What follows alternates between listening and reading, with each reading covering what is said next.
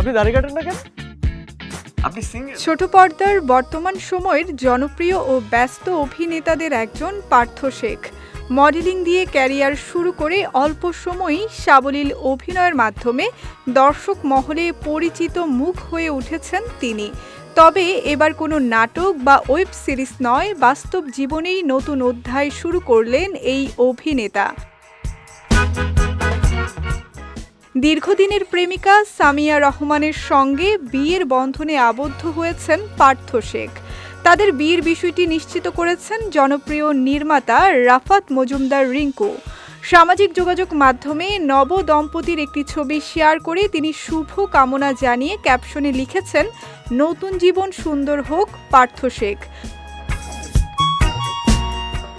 ছবিতে বর বধূ সাজে পার্থ ও সামিহাকে হাস্যোজ্জ্বল মুখে পোজ দিতে দেখা যায়। পাশে ছিলেন পরিবারের সদস্য ও ঘনিষ্ঠ কয়েকজন বন্ধু।